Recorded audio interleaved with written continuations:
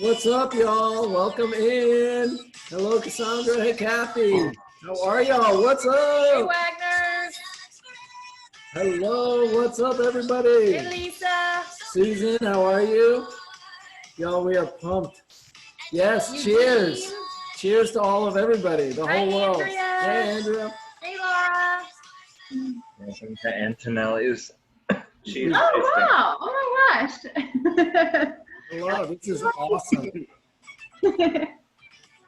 This is our favorite song during the pandemic. Space Unicorns.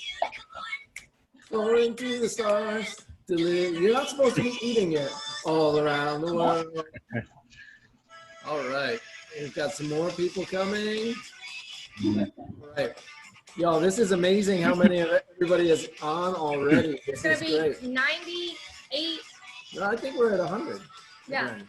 Okay. Wow. Woo, we did it. So, y'all, as you're coming on, you'll notice that you guys are, most everybody comes in muted. Hi, Tyler. Hi, Randalls. Hello. Hi, Zamora. Woo! I love that song. It's a great way to get started. I think we've got, I would say we're fairly close. We've maybe got about 10 or 15 more people, but we are absolutely thrilled for y'all to be here. I'm going to mute everybody.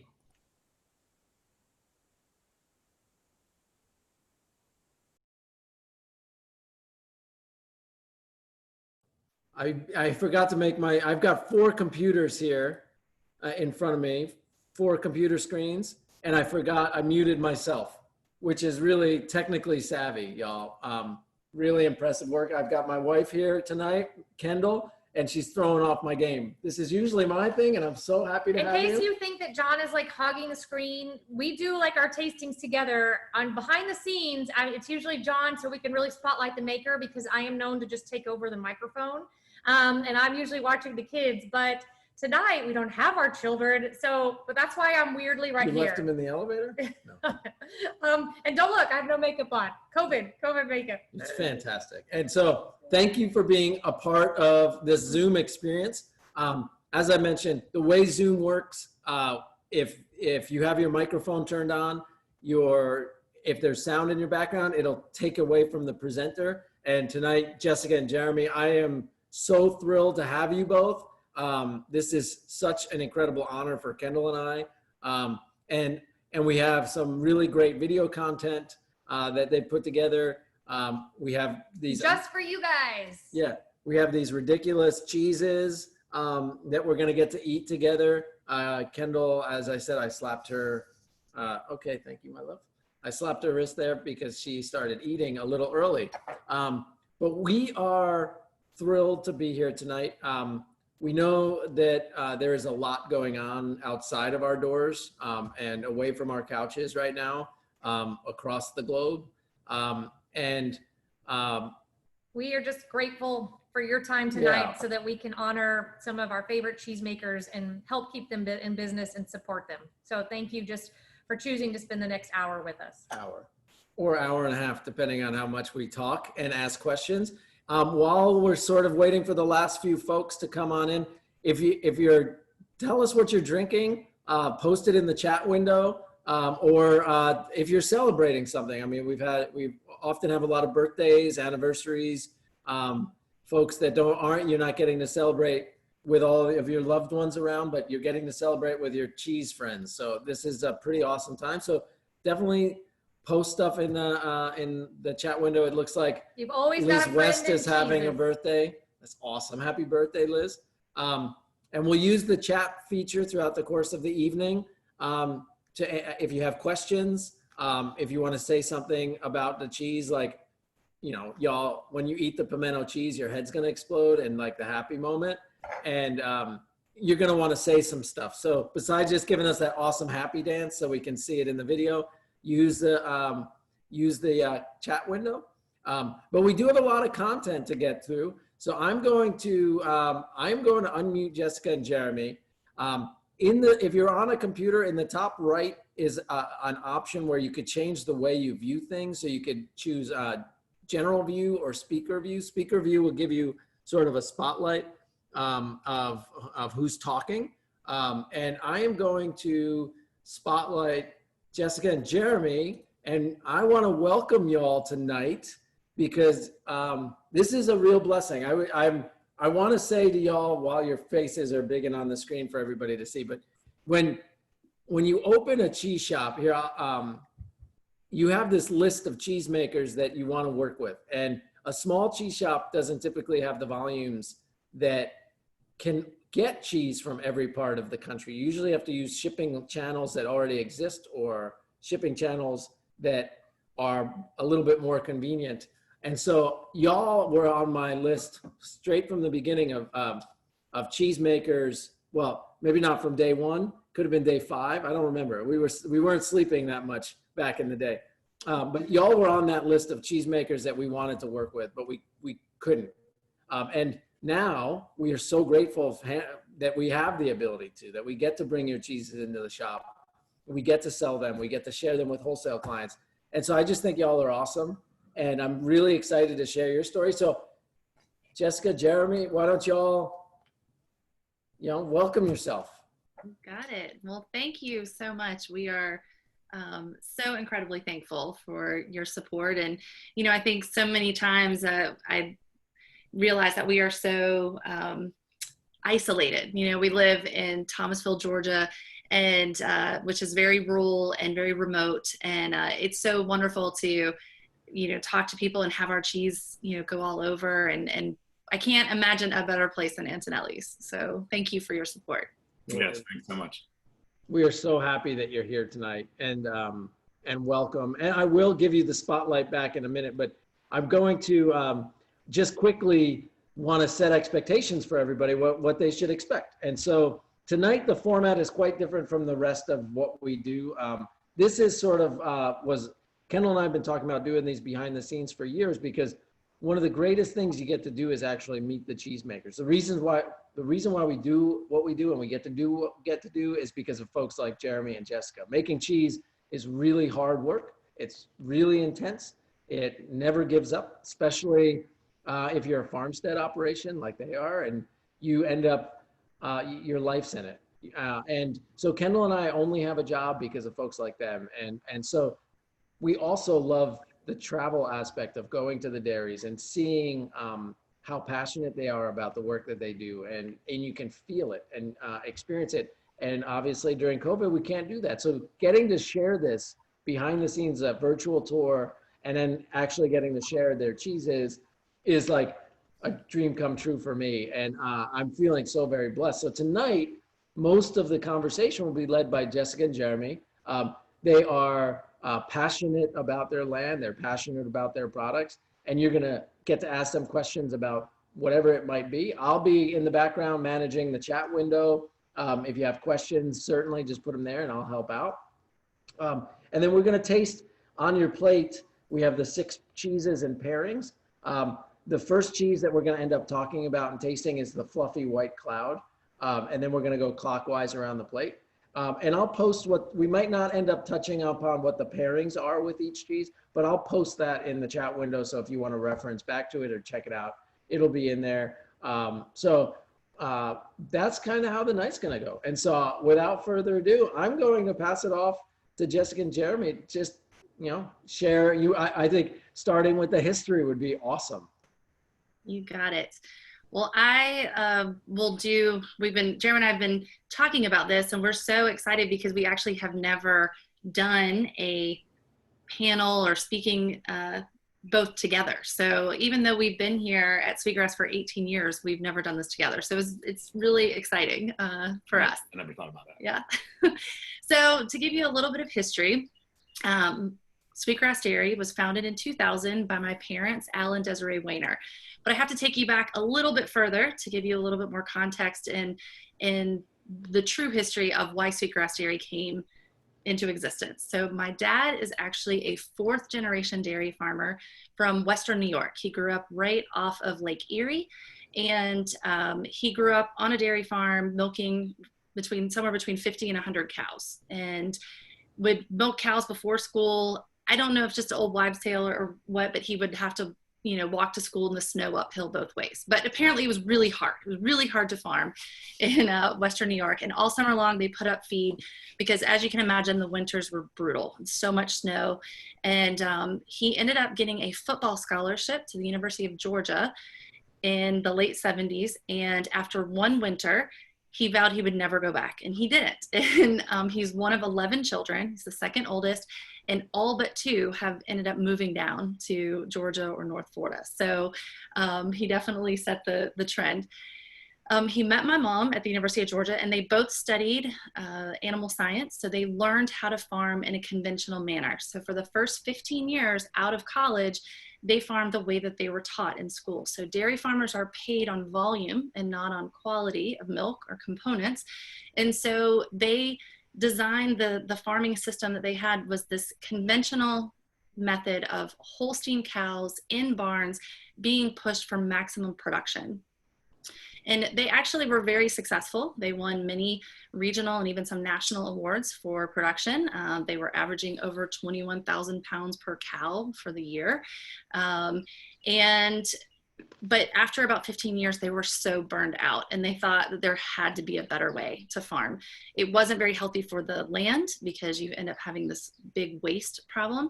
It wasn't very healthy for the cows. What most people don't know is in a conventional system, when cows are pushed for maximum production like this, they are giving really high volumes of grain to be able to produce a lot of milk and pushed really, really hard. And the average lifespan is only usually 2 to 3 lactations after entering the milk herd. And that's actually where most of your fast food hamburger comes from, are dairy cows that just cannot keep up. And my mom's minor was in genetics, and she was working so hard and breeding these great cows. And it was just kind of heartbreaking, honestly, that they were, 30% of the herd was culled every year because they weren't able to meet that really high level of demand. Now, they were growing a lot of their own feedstuffs, and they were also buying a lot of other commodity feeds to feed to these cows. So my mom, who is very much a visionary, thought, gosh, there has to be a better way. And she saw this conference that was taught by a New Zealand Kiwi dairy farmer about rotational grazing. It was in 1992 in Wisconsin. And because she's brilliant, my mom knew that the best way to get my dad on board was to let him believe it was his idea. So she signed him up, and he went, and it was this eureka light bulb moment. He remembered, like, his great grandfather, and he was growing up, his grandfather, that anytime there was grass, they would let the cows out. It was the cheapest food stuff, and the cows, even in the conventional method, if a cow got out of balance metabolically, they had too much grain, the very first thing the vet would say is, go put them on grass. They'll work it, they'll end up being healthy. They'll get their digestive system right back in track. And so this light bulb went off. He was like, why in the world are we growing all of this foodstuffs, putting them in barn? Why in the world do we not just open up the barn, let the cows go out to the grass and let them harvest it themselves? So they came back, and they had some business partners, and they tried to convince their business partners that this was going to be a good idea to pivot from this profitable dairy that was making lots of money and making a lot of milk to this unknown rotational grazing style. And at that time, it was, the early 90s, before social media, they called, asked all of their feed representative, all their vets, trying to find another rotational grazing style dairy in the South. And the only one they could find was actually in Texas. So as far as we know, and I could be wrong because we don't have actual data on this, but we believe that my parents were the first New Zealand rotational grazing style dairy east of the Mississippi. And now it's been really incredible. They've worked with the University of Georgia, and there is now an actual sustainable agriculture degree and classes on rotational grazing, which is remarkable. It's not a common thing in a lot of the agricultural schools. So anyway, when they switched over in 1993, the quality of the milk, it just tasted so differently. And what they found was it's just this much lower input. It's just a very philosophically different approach to farming.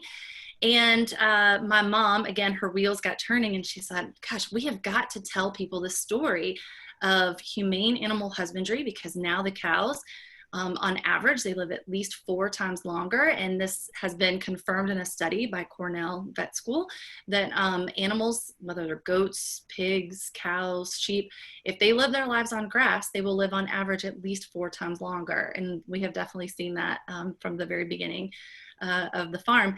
And she thought, we've got to tell the story of sustainable agriculture. And out of all of the different dairy products, they were making yogurt, ice cream, butter, cheese was by far the most scientific and the most artistic at the same time. My mom would wake up in the middle of the night and say, oh my gosh, I want to try to make Gouda. And she would, and it wasn't that great, but it was so exciting that she was actually making it. So when I went to college and my 2 brothers went to college, this became her dream, was to create Sweetgrass Dairy, or a platform of showing off this really rich milk. And as you can see here, we are on one of the farms, which we'll get into the different farms here in just a minute. And this is where the cows live. We have no barns at all, and they spend their entire lives out on grass. And cows, as you will see towards the end of this video, are so very curious. We went out and literally just set a phone up on a tripod and walked away, and they are so curious to come and see what's going on. And so anyway, in 2000, she convinced my dad to invest in building a creamery. They did it on a shoestring budget, and just as an experiment to see if it would work. And by the end of the first year, there was such incredible demand. It was so exciting. I was living in, well, we both were living in Atlanta at the time. And I love these cows so much. We were both living in Atlanta.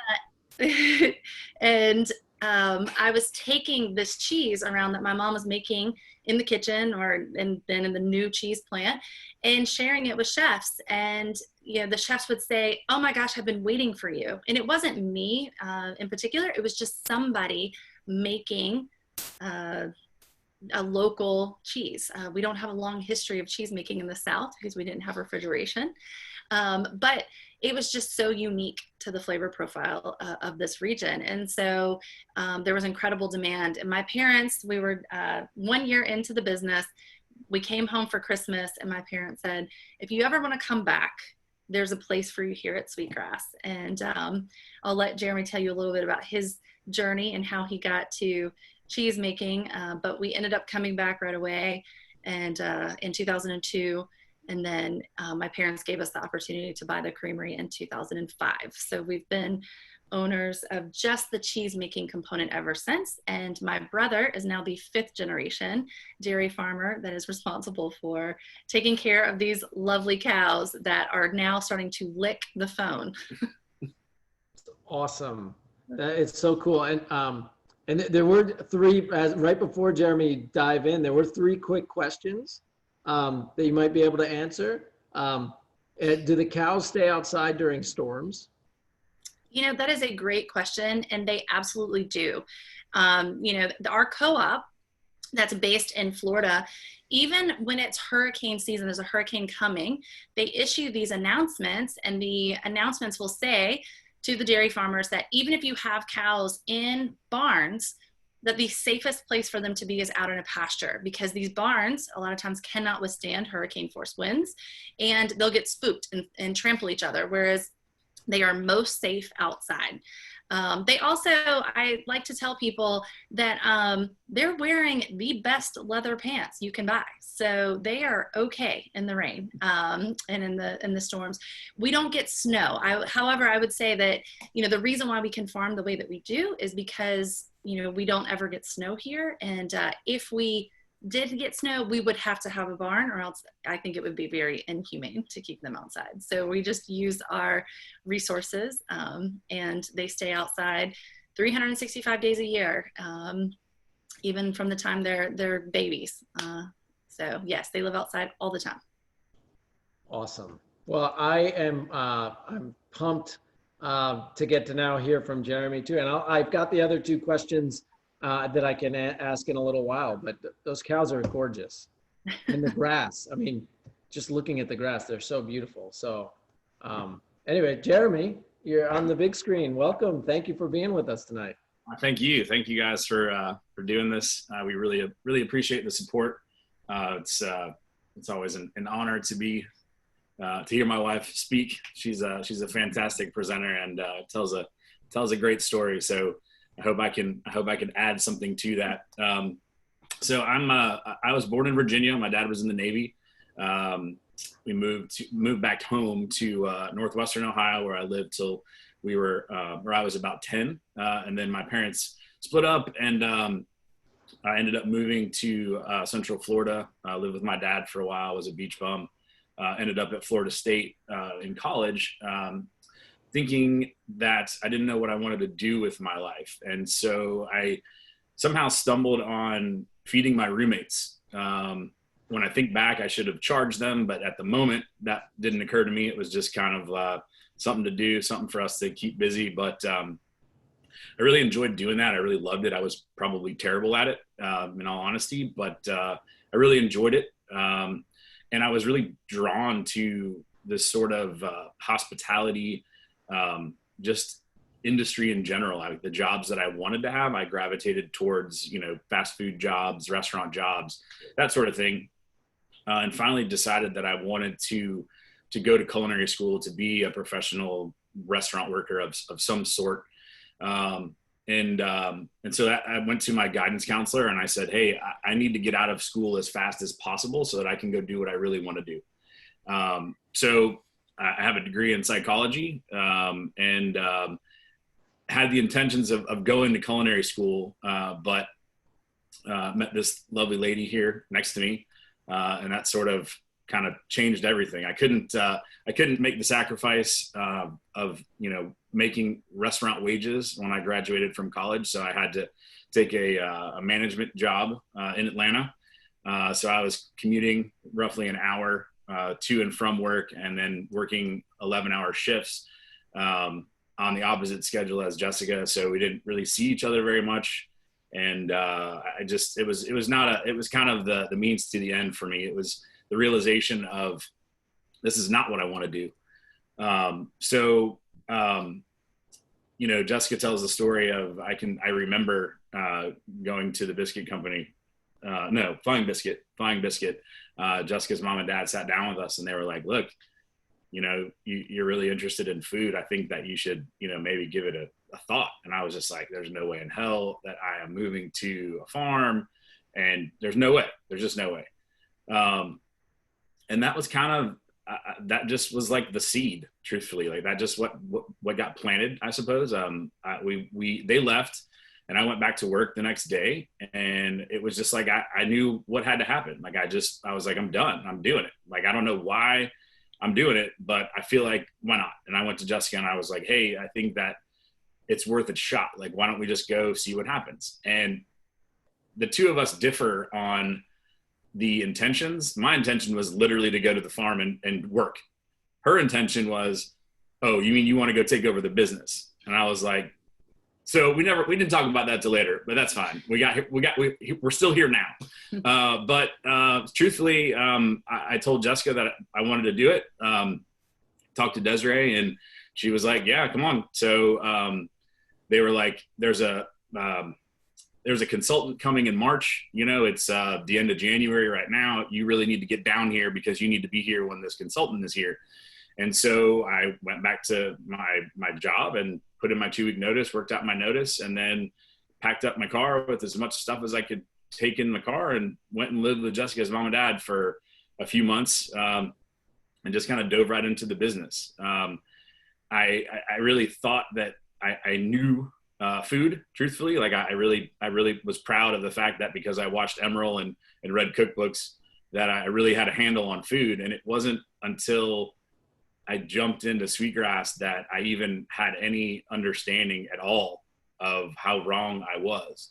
One moment in particular that stands out to me, being in Thomasville, was I was back in the day when you actually had to go like rent a movie. I remember going to Blockbuster at the time and just kind of, looking around and seeing how long people would stare at a movie box and think about what are they going to watch just for the evening. Is this really what I want to do to spend my time? Well, afterwards we'd go to the grocery store, and I thought it was an interesting contradiction to me that people would spend this sort of incessant amount of time looking at a movie box for a description, but then walk aimlessly around a grocery store and just start dumping stuff into their cart. And I was like, that just doesn't seem right to me. Like, I don't know why that just seems wrong, but so even from the early on, Sweetgrass really gave me a platform, and Jessica's right. Jessica's mom and dad are absolutely incredible individuals. They're a force to be reckoned with. I think that the two of them together both make each other better. They're both amazing in their own right, and I've been able to spend 20 years getting to know them, and it's an incredible thing. So coming to the farm exposed me to a world that I never even thought about, and it really made me recognize where food really comes from and why that's important to know. But what were you going to say? Something? Let's taste the little moon now. Let's talk about that. You want to taste the little moon now? No. All right, let's taste the little moon. Y'all can keep enjoying. We can just start eating. I'm loving what you're. Jeremy, Jessica is staring at you the way that I look at Kendall with love and affection. I could see it. You guys just have a great connection. So I'm enjoying. You can talk about Little Moo in a few minutes. I gave everybody the go ahead to start eating because I was eating and I felt bad.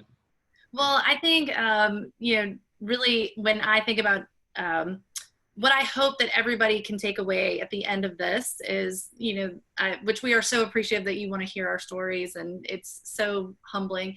But that, we hope that you can take away what makes Sweetgrass Dairy truly unique, and that is our farming method, our farming style, and our quality of milk, as well as I think Jeremy's approach to cheese making. And I think what has been so great for me to watch over these years is that when I say that we love food, like we plan our vacations around restaurants that we want to go eat at. And Jeremy has a collection, it's a hobby of his to collect cookbooks. We probably have 200 cookbooks around the house. And it's a little bit perverse. It's ridiculous. But he really believed, he's such a study in food, and I think that he's got a great palate and like really trying to make cheeses that are very food friendly, that are where he wants to get out of his own way. I think if you think about chefs, sometimes the hardest technique to learn as a chef is restraint, and as a cheesemaker that could be the same thing. Just get out of your own way and let the raw materials shine through. And I don't think that any of our cheeses really let the raw material shine through more than the Little Moo, because it is just so simple. Can you tell us about it? Yeah, so Little Moo is a fresh cheese, so it doesn't have a rind. It's similar in style to cream cheese, only it's made with whole milk, so it's got less fat. Little Moo has been kind of an adventure for years. It was never something that I paid a ton of attention to, and then several years ago, I attended a course at Sterling College in Vermont, and the suggestion was just to instead of working with the culture addition or the specific acid producers, the suggestion was made to triple the amount of culture that we were using, and I was afraid that it was going to ruin the acidification curve, and that we were going to end up with a bunch of wasted product. And he explained to me why that wasn't the case, and so we did that. And I feel like you get a lot of really bright, sort of a citrusy, but also balanced with a lot of cream and milk and grass. Like Jessica's right. It's a really great vehicle. But let me segue for a second.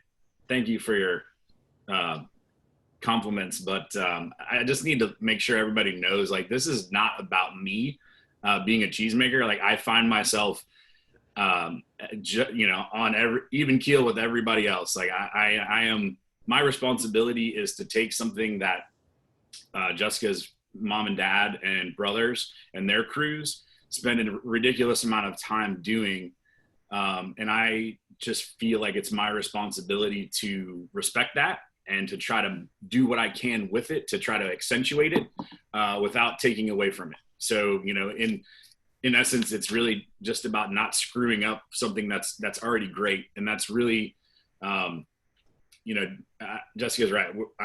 I think about food more than probably anything other than my family. And I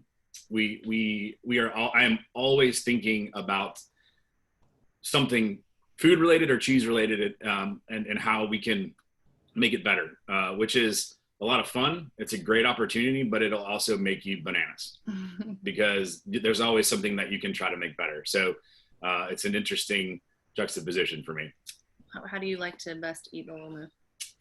I think Little Moo is a great vehicle for like you guys have got the Booze Time cherries. I think that's awesome. Like I think that fruit, like not necessarily 100% sweet fruit, but like kind of a sweet tart situation is really, really good.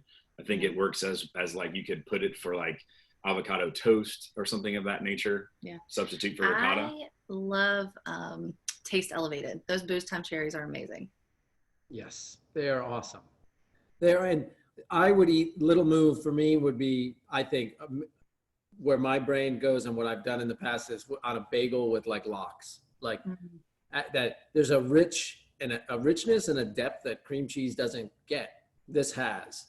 And I think paired with the lox and a tomato, it just is heavenly. It's wonderful. And so there was a quick question for y'all about the animals. Another question came through, which was, what is the average lifespan of the herd on the farm? That's a great question. So like I said, an average lifespan of a cow in a conventional system is only 2 to 3 lactations. We are on average, we are getting cows that are 12 to 15 years old. So our cows, and I think this is a really good point to that I try to tell, anytime I do a presentation, I try to tell people is that we have, I don't know if I would necessarily say that we have the happiest cows in the world, but I think we have really, really healthy cows. And what makes me say that is that, you know, California has done such a great job with the Happy Cows, Live in California campaign. And I think what's important to tell in our story with our cows is that we literally, we're going to get into our farming method here next, but we are asking our cows to put on their workout clothes, zip up their jumpsuits every day and go for a walk, sometimes a mile out to a pasture and a mile back to the barn twice a day, and to harvest almost all of her own food. So if I were to compare this to, say, a conventional system, I would say that it would be like us having to grow our own garden and going out and foraging for our own mushrooms and berries and nuts. We're going to be really healthy because we know where our food comes from. We're harvesting it ourselves. We're having to do all the work. Versus in a conventional method, it's would be like us being on a cruise ship where people are just bringing us very high caloric foodstuffs that are delicious, that we love so much, but we might not live as long because we're eating a bunch of desserts and, you know, all kinds of pizzas and all kinds of foods that we probably shouldn't eat.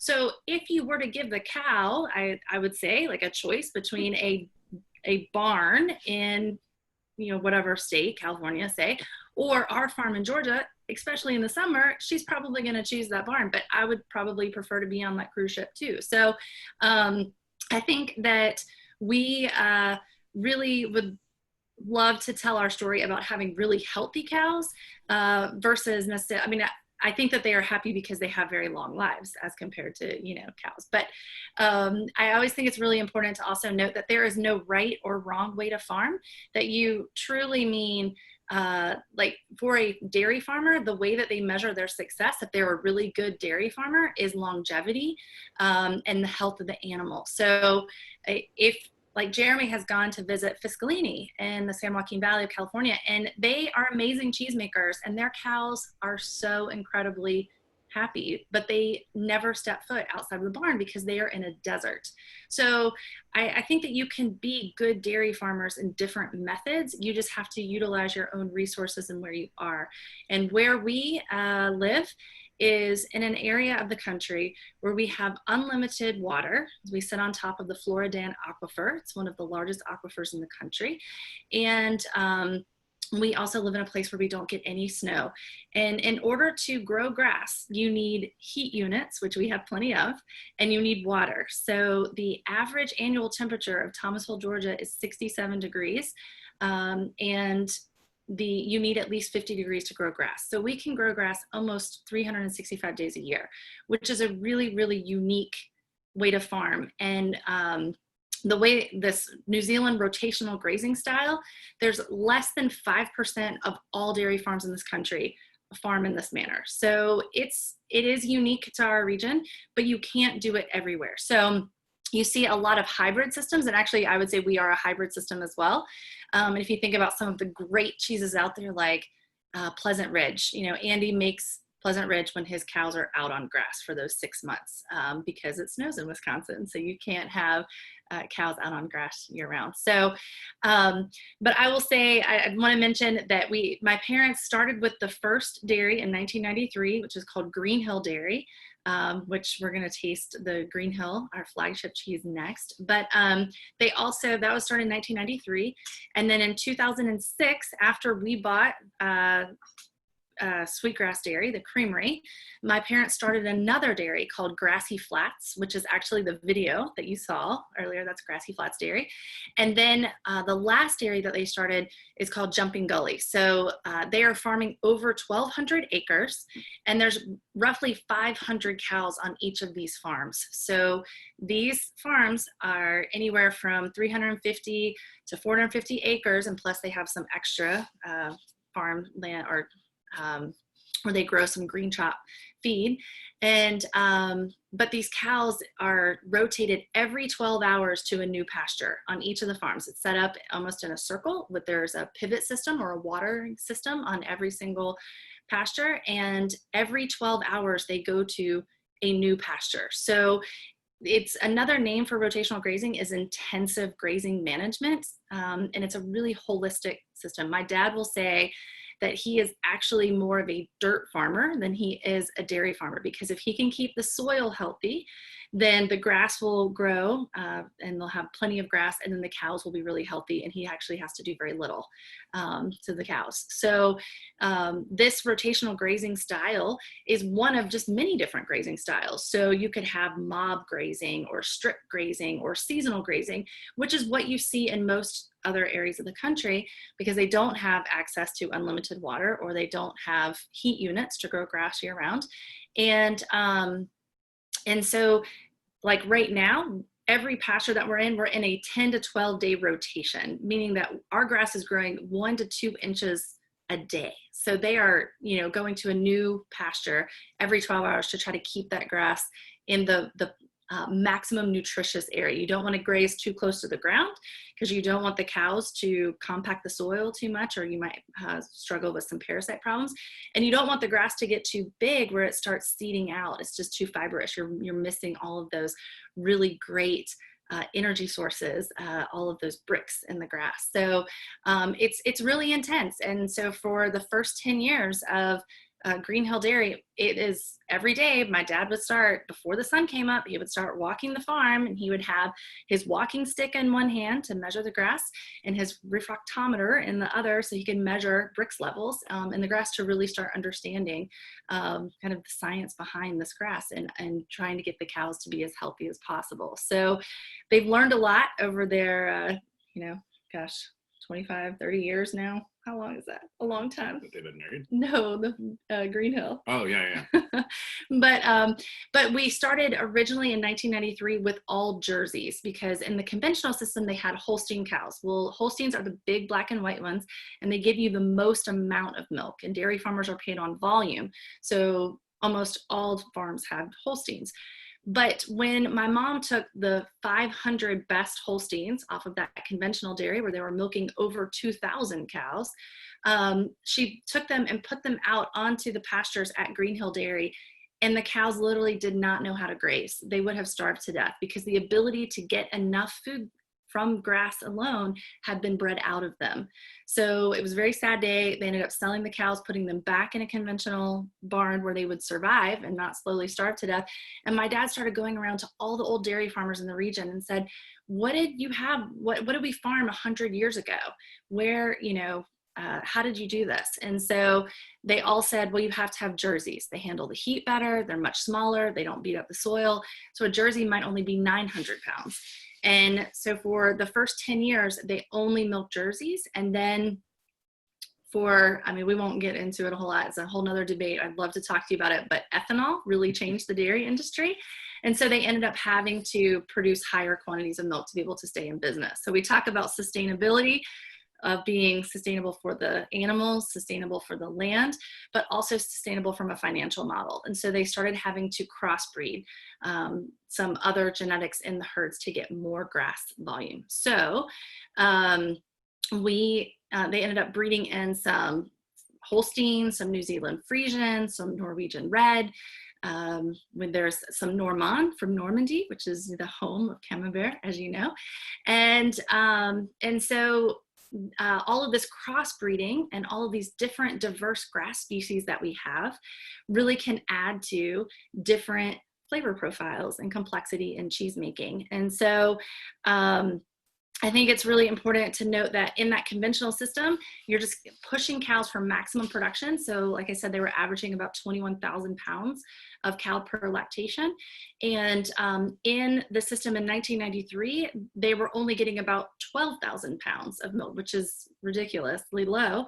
And now with some of the crossbreedings that they've done, there's now about 16,000 pounds of milk per lactation cycle. So you can see it is still a hybrid system. And I want to also mention, so this is Grassy Flats. This is the pivot system where this is how we keep the cows cool. This is where we water the grass for the grass to grow. And I want you to stop right there. Go back just a little bit. Here in this picture right here out in the distance, that is the dairy barn. It literally is a shed, and it's a lean-to, so it's not even enclosed. It's just a shed, and the cows walk up to this barn twice a day to be milked. And I think it's really cool. I was talking with my dad earlier this week. I wanted to get some more clarification. I just want to make sure that all of my facts were correct for this presentation, which has been so fun to just dive in and talk to my dad about some of the technicalities of dairy farming.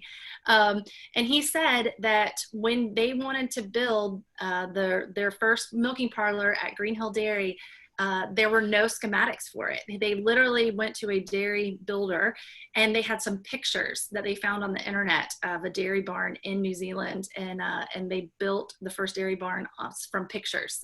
So now you can find New Zealand style dairy barns around. But the field, this camera, you can go ahead, John, with the video, is a 360-degree view of all pasture. So you go to the farm, and this is literally what you see. It is just grass with one little barn in the middle that has a place for the cows to come up. So, but will you please talk about Green Hill and why it's so special and what you were trying to do to make a cheese named after our flagship rotational grazing dairy? Sure. So the next cheese to taste, guys, is called Green Hill.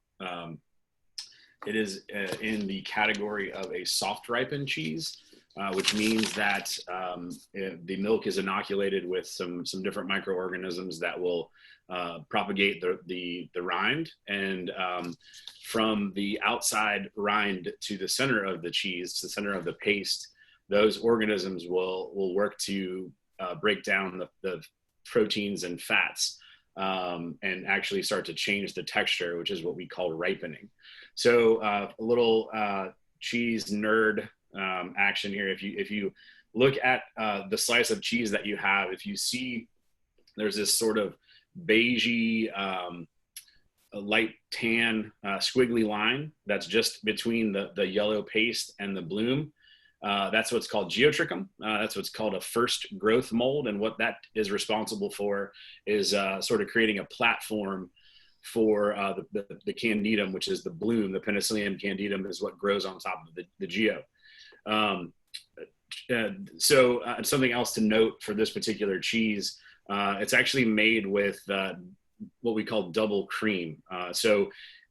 Inspirationally, Jessica's mom wanted to create a cheese that was our own sort of amalgamation of something unique to be an homage to the first rotational grazing dairy. So of course it's called Green Hill, but when I first came here, it was actually made in a lactic style, which is actually like, taking the little moo and putting it into a form to try to form the same shape as what the Green Hill looks like now, which is like a hockey puck. We had some problems with that. We couldn't quite keep it consistent, so on and so forth. And so we worked on the recipe and have been making it this way, which is the current iteration for the last 18 years or so. In truth, this cheese right now is the bane of my existence because, cheese is finicky. This one is the one that's keeping me up late and waking me up early because referencing the two different surface molds that you guys have, if you don't have those and you don't have them growing evenly, then you end up with problems with mold competition. And so that's something that we're wrestling with right now. I will say, I feel like I had a breakthrough today. I won't bore you with the details of that, but anyway, John, did you want to play the video, Green Hill? We can talk a little bit about it. Heck yeah, let me get it going. This video makes me so happy. I've watched it 3 times already. I'm a cheese geek. So what were you pouring in right there? Was that rennet or the cultures? That's rennet. So at this point, the cultures have already been added. For this particular cheese, there are 3 primary acidifiers, which their responsibility is to convert the the milk sugar into lactic acid, which is part of that preservation technique for cheese making. But once the cultures are in for roughly about an hour, we actually target a specific pH, which is 6.5. At that point, we add rennet, which is a solution of the enzyme chymosin, which is responsible for bonding the fats and the proteins to be able to cut them, which is what Mr. Marvin's doing right now. Marvin's been with us for a little over a year right now. And so you can see that curd knife has horizontal wires on it. So he goes through the vat first with the horizontal wires, and then he'll come back with vertical ones to break them down into cubes. So right now, just to give you some perspective, this curd, which is now formed after the addition of rennet, has the texture somewhere around like soft scrambled eggs. Right now, the curd is very, very soft because of the fact that it's got such a high fat content. It's difficult, regardless of the amount of rennet that you add. It doesn't really ever gel or get very rigidly firm, such as like tofu or anything like that. So it really resembles something of like scrambled eggs.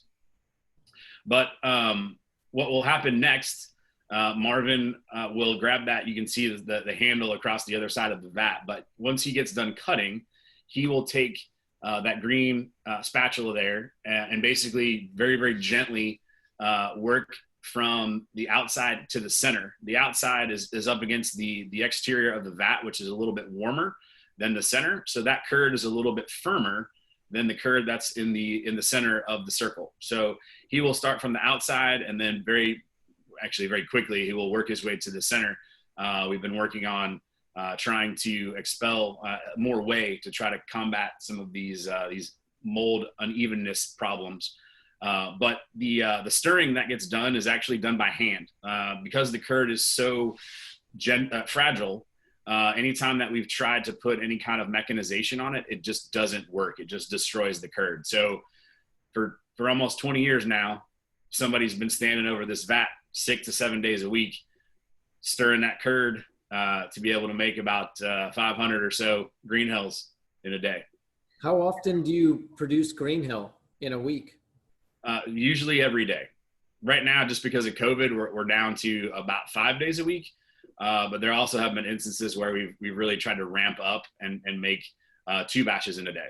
So it's quite a dynamic, sure. Yeah, so Green Hill is our most popular cheese. We sell more of it than anything else. I think it's a great vehicle, again, for our milk. We want all of our cheeses to have that foot or that fingerprint of grassy, earthy, mushroomy, buttery, those flavor characteristics. And I think Green Hill does a great job of that. This cheese is very dear to our hearts because we sell more of it than anything else. It will send our 4 children to college. At least that's the hope. And at the very first ACS that Jeremy and I went to, I think we won awards for our Thomasville Tomme and our Green Hill and a couple of other cheeses that we no longer make. But so it really has been part of our portfolio from almost the beginning. I literally molded Green Hills the morning of my wedding day to Jeremy. So it's a special cheese. It's a family-run business right there. I had a question came in that was about what rennet is and where you source yours. So for all of our cheeses except for Little Moo, we use calf rennet, cow's milk or cow's rennet.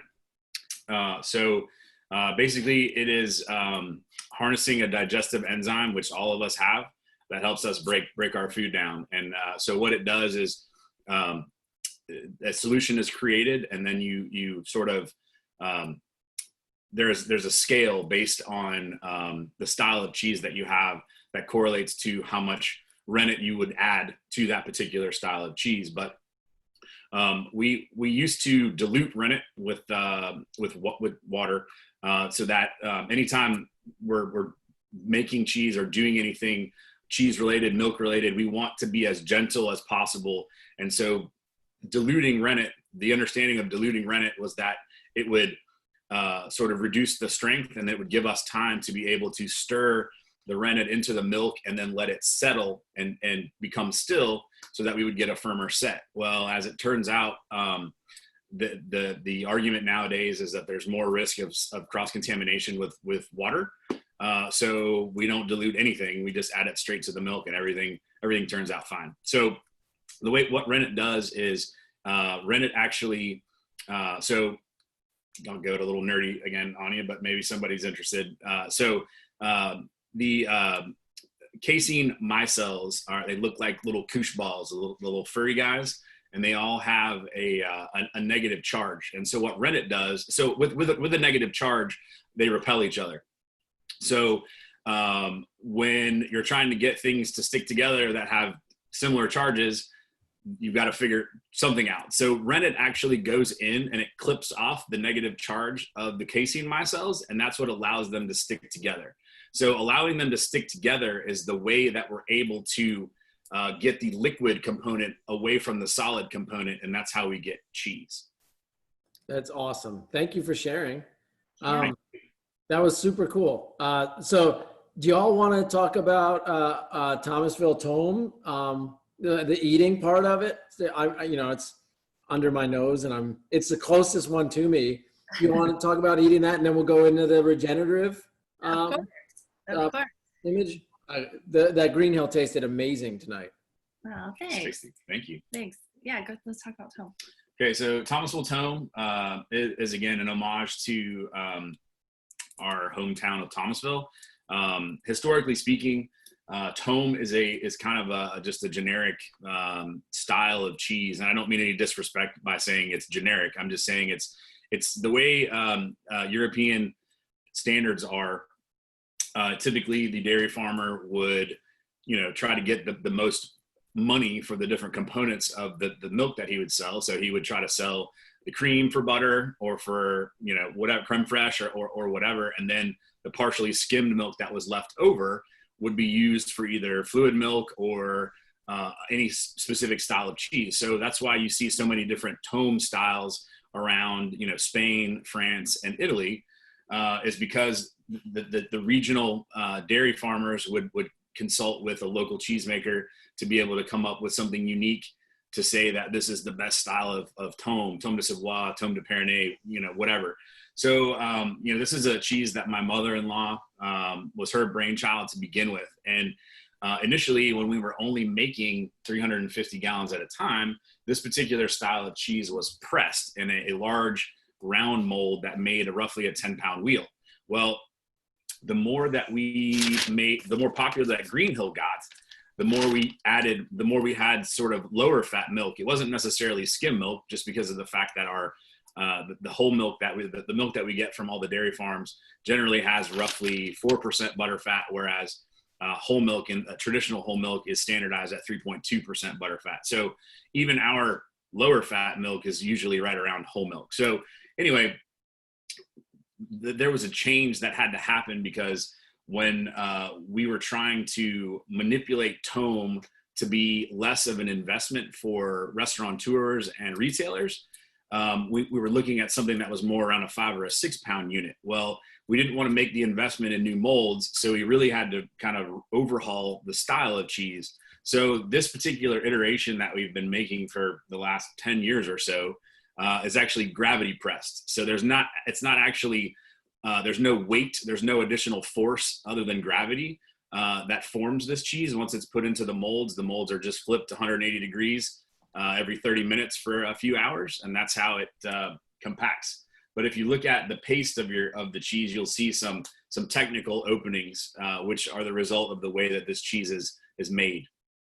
I'd say it's an uncooked, unpressed, natural rind cheese, and it's selling like hotcakes in our shop right now. awesome.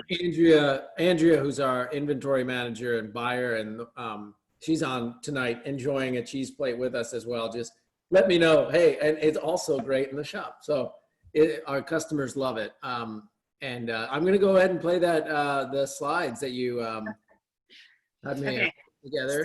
So this is where I get really geeky because I love regenerative agriculture so much. When I was a little girl, like Jeremy said, I knew I was going to come back to the farm. I knew I wanted to be an entrepreneur. I just didn't know what kind of business I wanted to be in. But I remember telling my mom that I just knew that I wanted to make a difference. I wanted to change the world, in some good way, leave a lasting mark. And I do truly believe that in the way that we farm makes a difference. And so I will try not to talk too much about this, but if anybody wants to know more, you are welcome to call or email me. I love to talk about regenerative agriculture so much.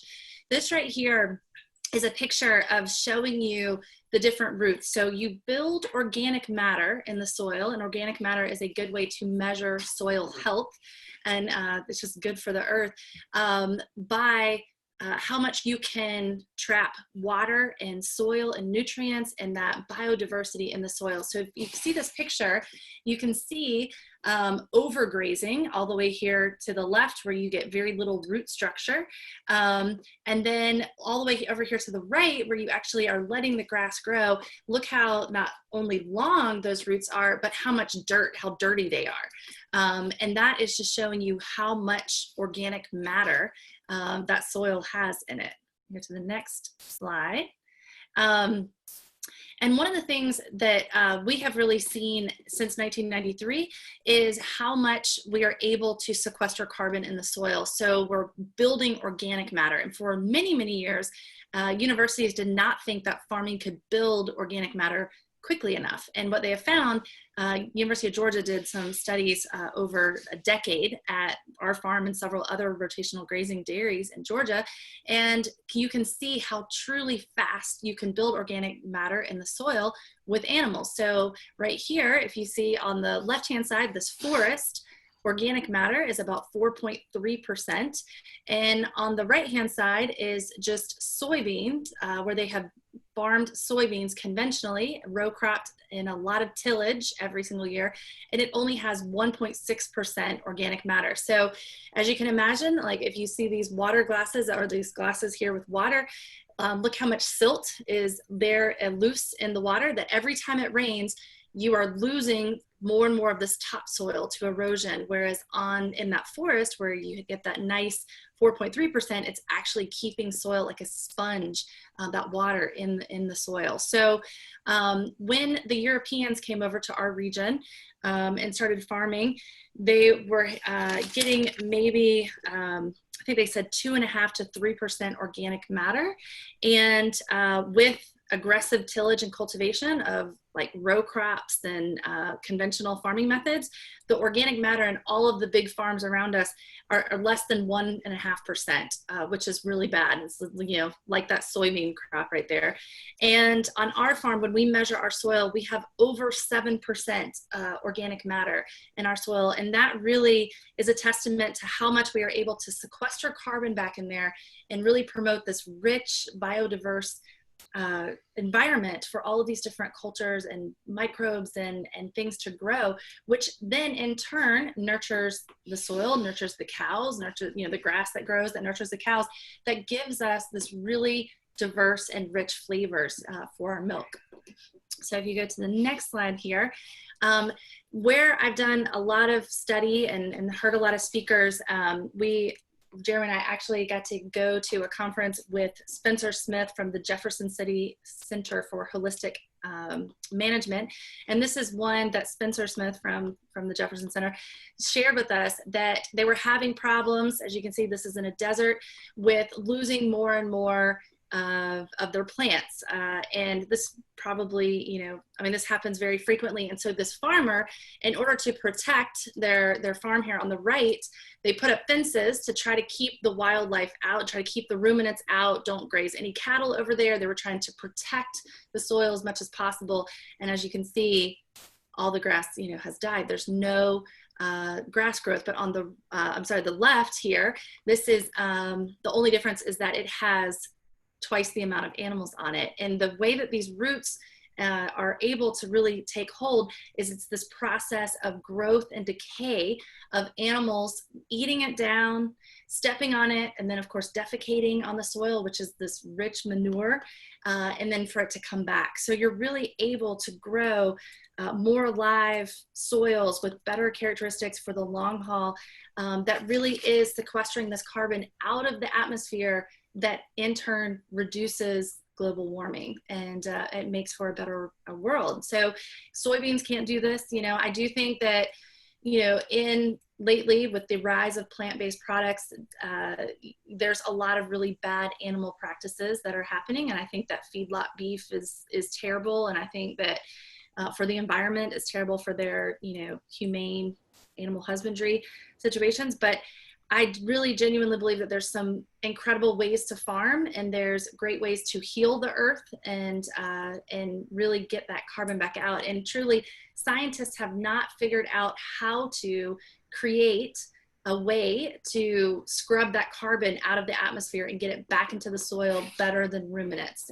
Ruminants being cows, goats, sheep, camels, donkeys, yaks, any animal that has a 4-chambered stomach that eats forage as their main food stuff, and which I think is pretty miraculous, all things considered. I just love regenerative agriculture so much. And when I asked my dad a lot about it, and I said, you know, did you do this? Did you start farming this way because you knew that it was going to change the world for the better? And he said, no, I knew it was better for the animals. And as we have learned more and more, we are learning all the time how much better it is for the environment. And so I don't think that it was necessarily what he set out to do, but as this has happened, not only have they become so passionate about it, but also my 2 brothers and our spouses now are all really passionate about this agriculture style. And if you want to learn more, there's an institute called the Savory Institute that really has spent a lot of money and time and research. You can see these are just cows coming out. This is about 8:30 in the morning. They're just done with their first milking of the day, and they're heading back out to the field and just eating and grazing and, you know, fertilizing throughout the day. And this grass will just keep on growing, and in roughly 10 to 12 days, they'll be back on this pasture grazing again, and with that whole system of root growth and decay back and forth, and getting all of those nutrients back there in the soil. Yeah, the Savory Institute's a great resource. Kendall's parents do rotational grazing, intensive grazing, regenerative agriculture in the beef industry. So we're big believers in the sequestering carbon in that way. So those cows are gorgeous. I'll jump forward This is the Thomasville Tomme make process, correct? That is right. Yes, so this is our only mechanization. It's just to keep people from having to, oh, sorry, that's my fault. This is only to keep people from, Live unscripted, Jessica. That's what we're doing. all right? Oh, good. Yeah. Hang on, let me get back to you. So they just put in a liquid and then a powder into the milk. Okay. Let me see. Wait, hang on. I'm having technical difficulties. Take your time. So they're still stirring the difference. We had the round vat for the softer, the Green Hill, and now we've got a rectangular vat, it looks like a liquid was poured into the milk, and then a powder was spread out throughout the milk. And so that's what we saw while y'all Zoom took over your computer. So that is the main part of that. And then this is your aging room for the Tomme. For Thomasville Tomme. There you go. Yes. So the rectangular vat that you just saw, that is our large processing vat that will hold roughly 800 gallons of milk. 800 full, that vat that you see is about half full. When it's completely full, we get roughly somewhere around 90 to 95 wheels, and that's really dependent on milk composition.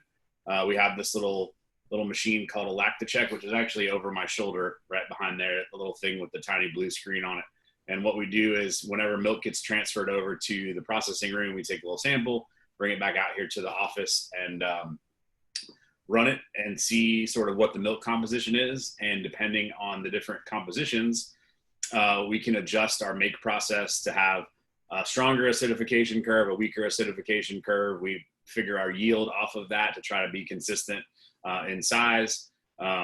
We because of the fact that we are concentrating the fat with the Green Hills, controlling milk consistently is very challenging for us. And with anything that has any sort of root in science, trying to control as much as possible is really the key to consistency. So for us, we take a ton of data, and we try to utilize it the best we can to our advantage, but we still struggle to try to be consistent.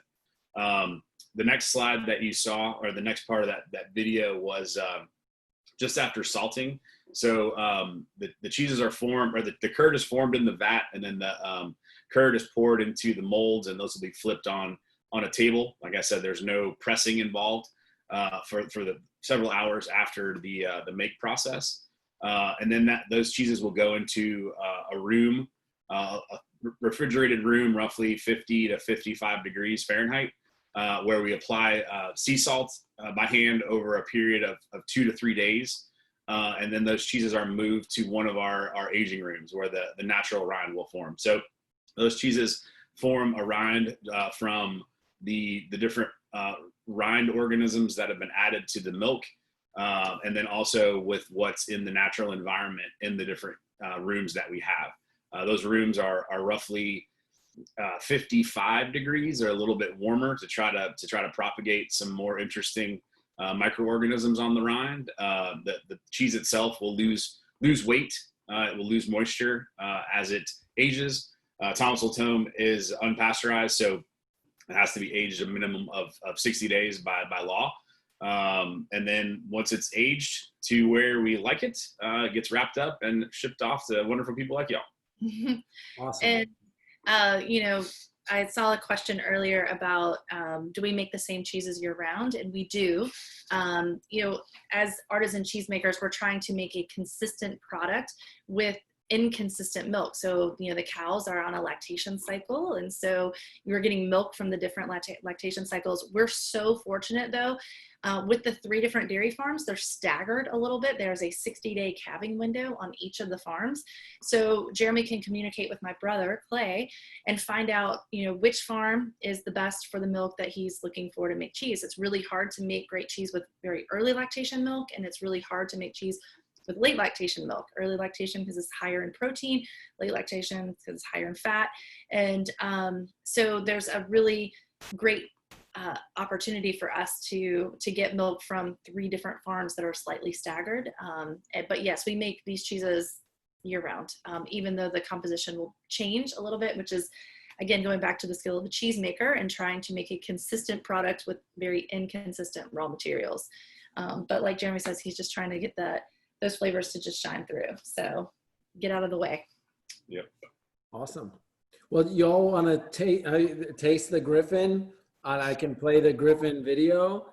And then I think Jeremy, you've already touched about some of the cheese making strategies over the last couple of years, but we did have a question about from somebody earlier about, did you guys ever think about, feeding spent grains from breweries or anything? Or a lot of dairy farms do that. We don't have a close brewery to us. That is a really great question because as far as I know, and I could be wrong in this, but as far as I know, there are no cheeses that are made with 100% sold grass milk that are available on a commercial scale. So we do say that we have grass-based milk because the vast majority of the cow's diet is grass.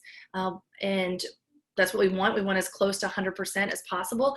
But what I also try to tell people is that cows are like Olympic athletes, and you have to feed them like they are Olympic athletes. And so they need a little extra energy, a little extra fiber, and a little extra protein. So we actually grow our own organic non-GMO corn. We also grow sorghum Sudan grass that we green chop for the farms when they're in their transition phases. So we have a winter crop and a summer crop. And so there's a little bit of a flat spot where we need to bring them some green chop. We also are feeding organic soybean hulls for protein. And wherever you are located, you try to use what is available locally. So we're so close to Florida, we're only 20 miles from the Florida border. We can get organic citrus pulp, and citrus pulp is great for a little bit of fiber and for energy. So a lot of the dairy farmers in the Midwest are going to feed beet pulp because they grow a lot of beets. If you're a dairy farmer in California, you would feed almond hulls because there's a lot of almonds grown in California. So you utilize what is grown around you. We're not going to bring in spent grains because there's not a brewery close to us that has a lot of those. And we wouldn't bring almonds from California because that would just be too big of a carbon footprint. So it is our goal to not feed more than 20%. There's times where we get closer to 30% and we have some flat spots in growth. But we really want all of our cows to get as much grass as possible. And I think that you can really taste that in our cheeses coming through. And you did incorporate beer into one of your creations. Yes. You want to, so there is a segue. Did you want to talk about that, Jeremy? Yeah. So Griffin is an interesting story. It's probably one of the more storied cheeses that we have. The name Griffin is actually the name of our third son, Griffin. We call him Finn. But we wanted to make we wanted to make a beer wash cheese. And we had some experiments many years ago where the beer was only applied to the exterior of the cheese. And so anyway, Jessica and I would differ on, her being more on the sales and marketing side and me being on the production side. I was like, no, you can't taste it. Like, it's just a gimmick. Like people can't really taste it because it's on the rind and blah, blah, blah. So in true Jessica fashion, she said, okay, cool. You're complaining. Now do something about it. And I said, okay. I just walked right into that one. So the challenge here was to try to come up with some kind of a beer, like a curds that were washed in beer. So incorporating beer into the center of the cheese rather than the outside. So knowing that we did not have a way of pressing 100 wheels at a time, we were faced with some challenges. And it was, how do we come up with a texture that's similar to an English cheddar or another English-ish style cheese with a closed paste, put beer into it, but still be able to have it in a wheel that's not pressed. And so what we ended up doing, what happens with the Griffin, the curds are formed, the curd is cut small to try to get as much moisture out of the curd as possible. The whey is drained off, and then we have a full keg, a 15-gallon keg of Terminus Porter from Gate City, which is added to the curd. The curd sits in the Terminus Porter for about an hour, and then the entirety is molded into the forms. So Terminus is made by Gate City Brewing, which is in Roswell, Georgia. We serendipitously kind of stumbled across this brewery. We tried several different beers. I wanted a darker style. I wanted a port or a stout, a porter or a stout, or something that was a little bit more nutty, hazelnutty, chocolatey, coffee-like to use with this cheese. And we could never get anybody to stick. We couldn't find anybody locally that had anything that was available year round. And it just so happened that Jessica asked one of our beverage distributors at the cheese shop if they knew anybody. And they were like, yeah, you guys should go talk to Brian at Gate City. He's got this beer called Terminus Porter. I think it would fit great. And it just so turned out Jessica was literally in Atlanta at the time. She called Brian and he was like, yeah, you can come get some samples right now.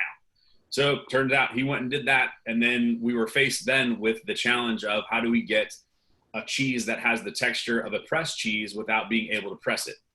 So the process that you see here happens. The cheeses, or the curd, gets molded into the forms, which is right behind Carlos. The cheeses are salted, same way that I described with the Thomasville Tomme.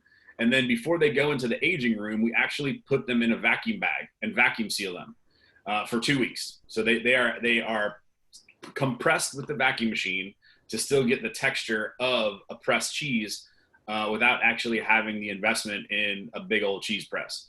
So that was kind of probably the most ingenuity that I've ever thrown at cheese, not thinking of the culture side of things. So Yes.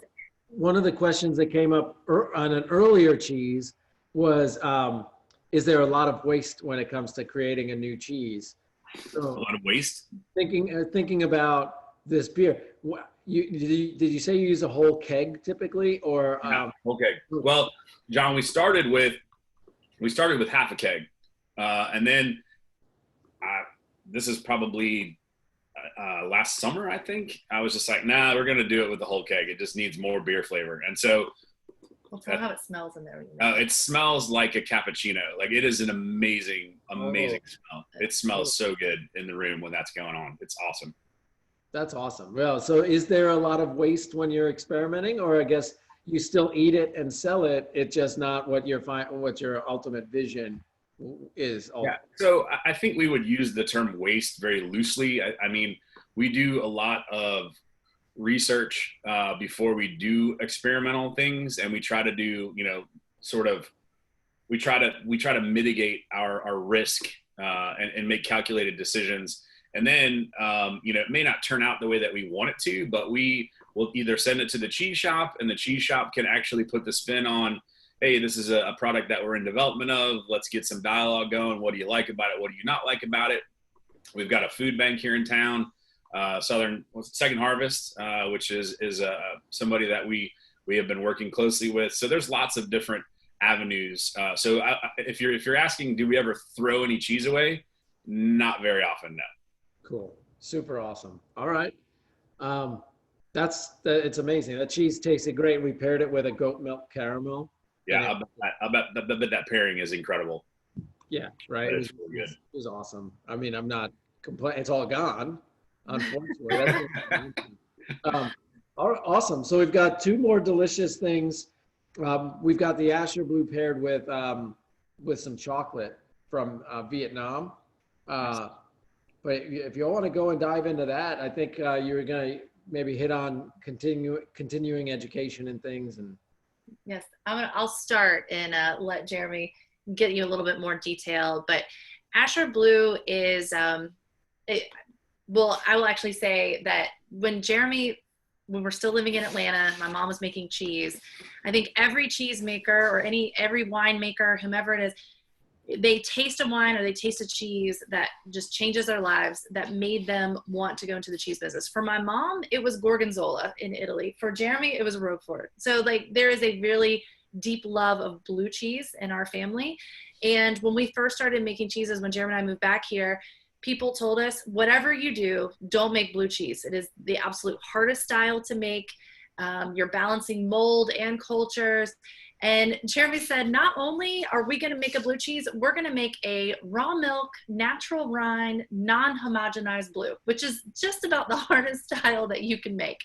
And we named it after our second son, Asher. And it has been the one that I have been so proud to watch Jeremy develop over the years and just to not give up. It's been so hard. It's such a steep learning curve. And he's done several trainings over the years and different classes. And I think you'll talk a little bit about Sterling College and your mom's trip in really making great blue cheese. And I do think that there is something so valuable about a cheesemaker making something that he loves so much. And for us, I hope that you can tell as you eat this Asher Blue how much Jeremy truly loves blue. Yeah, Jessica does not lie. I have a very ingrained passion for not only making blue cheese, but eating blue cheese. Going to the caves at Roquefort was on my bucket list. I was fortunate when I was in France a few years ago to be able to do that. I still remember a piece of Roquefort that I had when Jessica and I were in Paris many years ago, and it is still a memory for me that I won't soon forget. So yes, not a quitter. I don't like people telling me what I can't do. So I think that's actually in the spirit of our family, truthfully, is that that's probably the way to get all of us motivated, is by telling us that we can't do something. So yes, this is the Asher Blue has been a labor of love. It's sort of modeled after Roquefort. It's with cow's milk, obviously, and not sheep's milk. But blue cheese is very diva-like in that it has a lot of nuances during the make process that have to be met. And if it's not met, then it can go all over the place. And let me tell you, I have witnessed many of those sort of oops moments, if you will.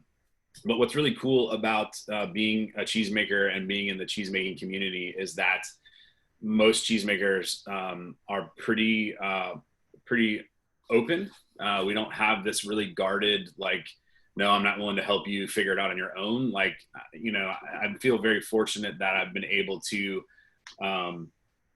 be colleagues with so many amazing people and be able to learn from them and have the opportunity to pass that on to other people. I think Jessica and I both feel very strongly that we were given an opportunity, and Jessica's mom and dad let us run with scissors, and so it's our goal and obligation to pay it forward for other people also. And so I realized I think it was 2016, 2017, that if I really wanted to be a better cheesemaker, I was really going to have to learn more of the technical side. There's not a lot of textbook type. Well, I shouldn't say that. There's like cheese making books for the home cheesemaker, and then you've got these very big industrial cheese making books. There's only a few of cheese books that I felt really drawn to, and so so I decided that I would go to a seminar. Jessica sent me an email, and she was like, "Hey, why don't you go do this?" And I was like, "All right, cool." So I went up to Sterling College, which is close to Greensboro, Vermont, where Jasper Hill is, and got to hang out there and met a cheese consultant and cheesemaker named Yvonne Larcher, who lives in France. And it changed forever the way that I looked at cheese making. It really, I got to see a presentation with Zoe Brickley from Jasper Hill, and she does an incredible job presenting and making the world of cheese, which is so harshly scientific at times, being very relevant and very easy to understand and very down to earth. I don't know, it definitely re-inspired me to be a better cheesemaker. And it actually just made me dangerous with blue cheese. I was texting people on the farm while I was in class, and I was like, do this, and it was a disaster. So we worked on that for a while, and we unfortunately we do not have very, very controlled aging environments as far as humidity is concerned. We that is one thing that we do not have here. And so the blue cheeses that we would age they would just dry out. And that blue cheese requires a very high level of humidity through the aging process for you to be able to make the cheese properly. So a few years later, Jessica and I went to France. I got to do 2 weeks with the Mons crew there in Rouen, and I talked to one of the blue cheese maker from Old Chatham Sheep Herding Company in New York, and he said, "Yeah, the way that we get around that is we actually put a vacuum bag around the cheese. We don't vacuum seal it; we just seal it, and it creates its own little perfectly controlled environment." And so I got back and we started doing that, and that was sort of the key to our success right there was to be able to do that. And don't get me wrong, we still have issues with blue cheese. It's still tough, but we have a lot more successes than we do setbacks anymore with blue cheese. Yeah, we often say that it will be Jeremy's lifetime goal is to continue to develop the blue cheese, our Asher Blue, and get it a little bit more consistent and where he wants to be. But yes, we absolutely pierce this cheese because you need to get the air down in there for the blue veins to grow. We inoculate the milk in the vat with the Penicillium roqueforti for the blue veins. But yeah, I bet that the actual goat milk caramel with the Asher Blue is amazing as well. Yeah, it was incredible.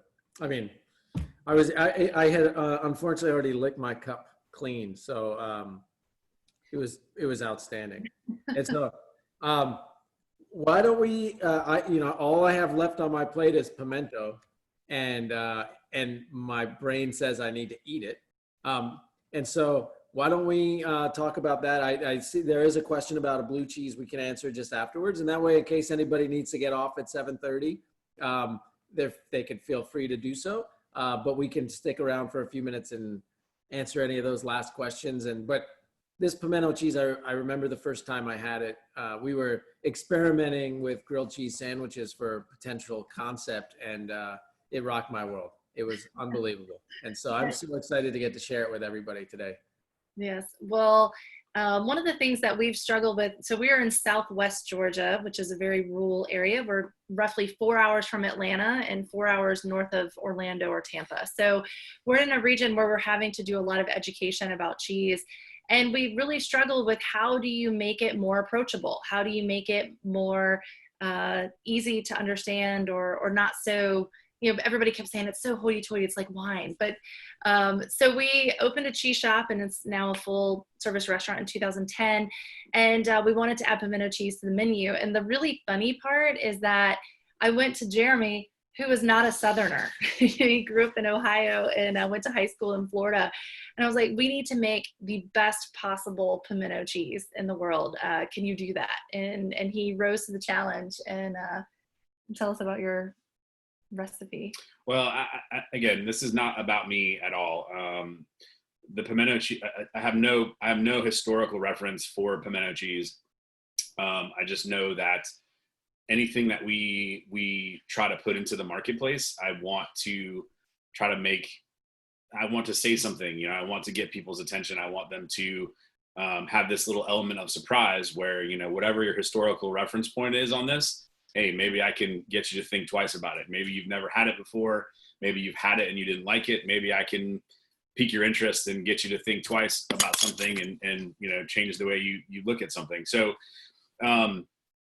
we really just put kind of a Spanish twist on it. It's Thomasville Tomme that's shredded up, and it's mixed with mayonnaise and Dijon mustard, and some charred roasted piquillo peppers, which are from Spain, and those are chopped up and tossed into the mix.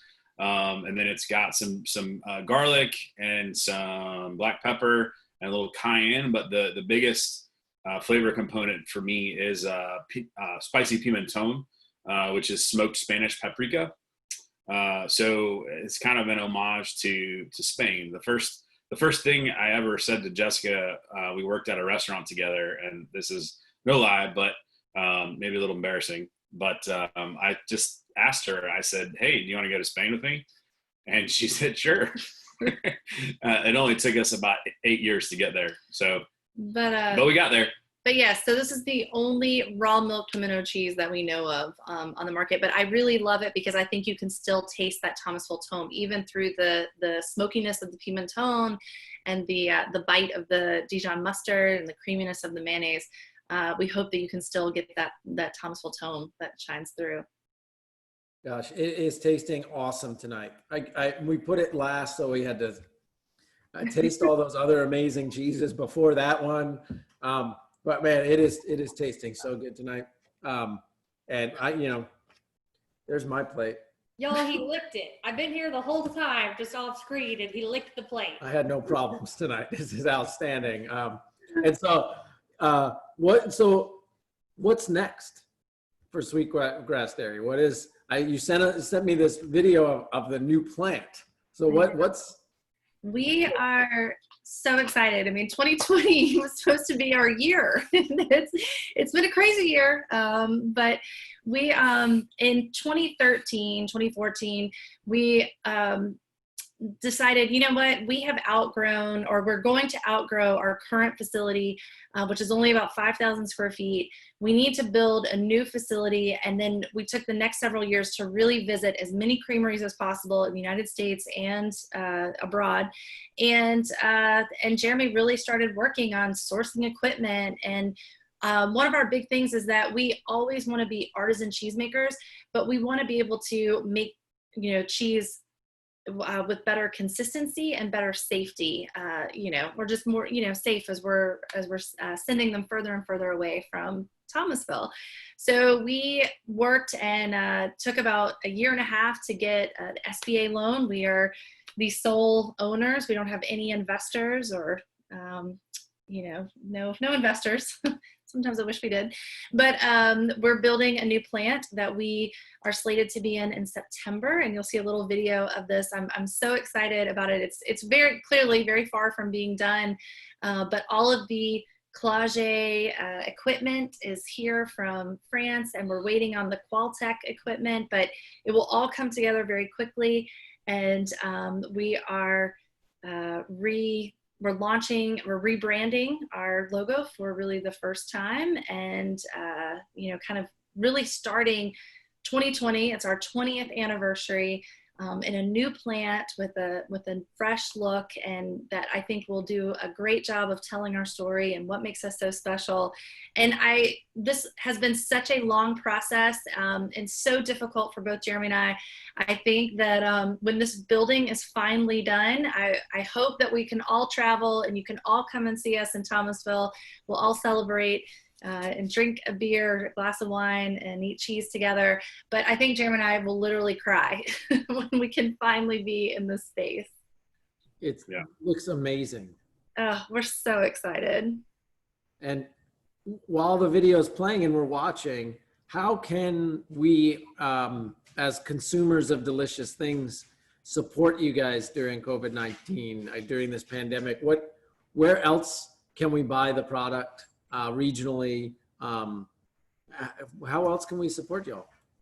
Well, I mean, y'all are so amazing, and just buying our cheeses and telling our stories, like I said. And I've had to spend so much time in the past, and we have an amazing sales manager named Liza that lives in California, and she's had to travel so much in the past to tell our stories. And now that we're all stuck at home in COVID, it's hard. So just doing things like this, I cannot tell you how much this helps our business and telling our story.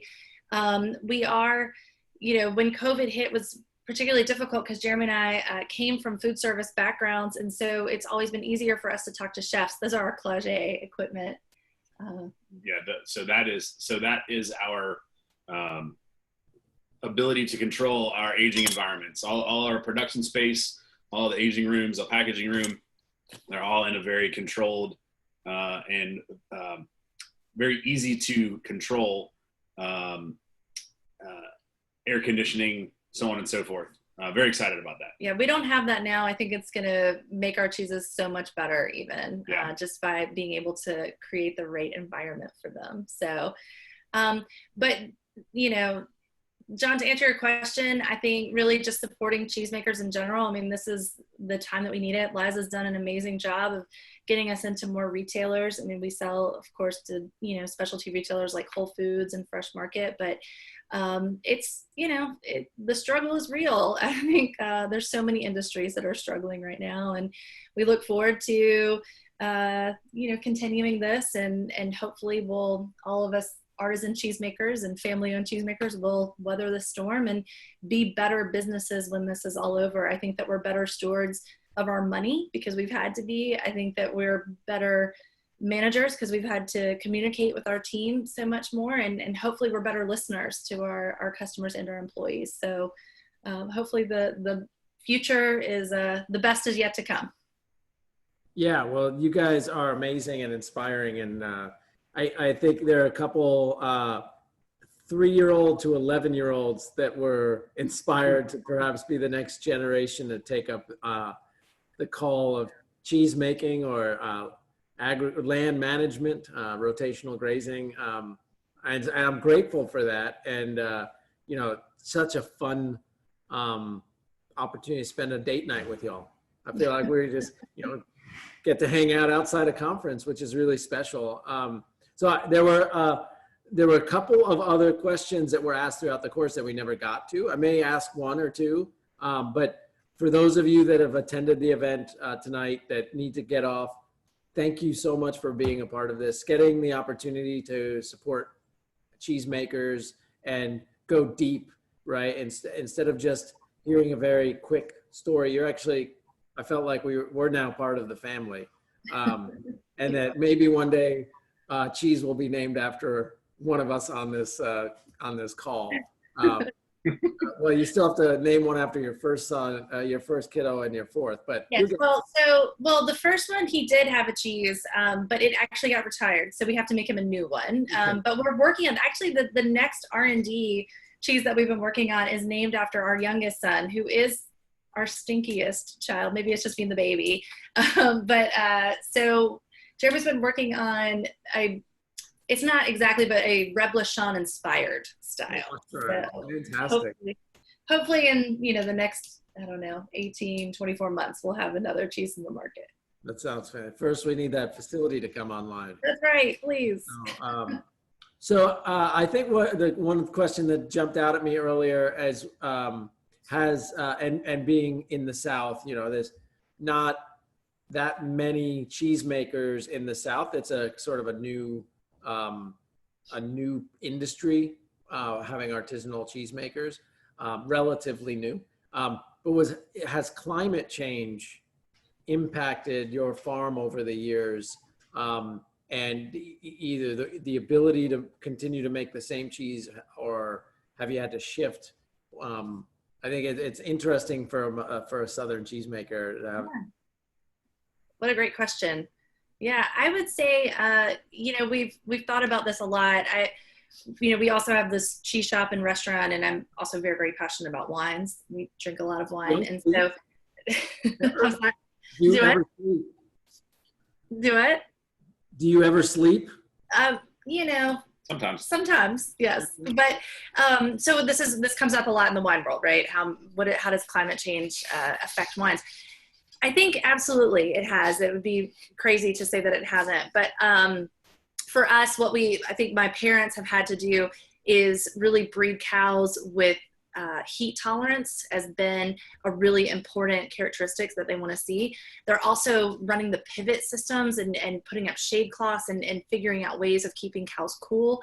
What we see that's been particularly difficult with global warming and climate change is hurricanes tend to be a lot worse. We're only, we're less than an hour from the coast, just straight directly south from us. And so we've had some really bad hurricanes. I mean, Hurricane Michael, we were out of power for a week, which is, very difficult.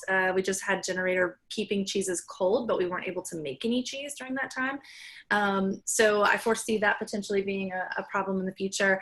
But as far as adapting the cheeses, we actually, like you said, we do not have a long history of cheese making in the South, and we are trying to utilize our resources in the best manner possible. So as you can see, our oldest cheese is only 4 months old, or we release it at 120 days. You probably will not see Sweetgrass Dairy ever have a 12 or 18-month-old cheddar or a 80-pound wheel of Comte or Emmentaler. Like, it's just not what we can do here based on our climate and with it getting warmer. We don't have any caves, and we, it costs a lot of money to cool our cheeses. So that's why you see green hills that we can make and sell within 2 to 3 weeks that we think are really delicious and showing off the really wonderful characteristics of our milk without having to age for a really long period of time. So, and I think we'll just continue. But really, truly, dairy farmers are some of the most resourceful and adaptive people that I know. And I think we'll just continue to have to be resourceful and adapt as, climates change and cheese needs change and really, truly what Jeremy wants to make. I mean, I think it is so much about personal expression and inspiration. And, I look forward to the next 20 years of Sweetgrass. Y'all are amazing, as do I. Now, why don't y'all go and spend some time with your family, and thank you for leading us on this this tour. I can't thank you enough. This was super cool, y'all. I'm geeking out like crazy, and we'll spend the next hour talking to Kendall about how awesome it was. So thank you. I love it. Well, thank you, Kendall, for joining us as well. Yes, And we feel you. so special that you were here. Her ears perked up even more at the stinky cheese comment, but thanks, y'all. If I'm going to unmute everybody, if you want to just say something on your way out, you can make some noise. It's always fun and chaotic, but thank you all for being a part of this experience, y'all. Thank you. Thank you. So delicious. Such good cheeses. Thank you. Thank you. Thank you. Blue Rock. Thank you all. We are full now. Oh my God, your cow Jesus, love them. Thank you. love cow videos. The Tomme is the one you like with the onions. Yeah. Oh, yeah. Not the blue. All of them. All of them with the onions. Have a good night. Thank you. Thank you. Blue's my favorite color. I'd rather do one of these sometimes than the cheese house stuff. Oh, I have blue hair in honor of your cheese. oh, I love it. Next time I'll have blue hair too. That's great. Fun. Thank you. No, Thank y'all. you so much. Oh, that was awesome.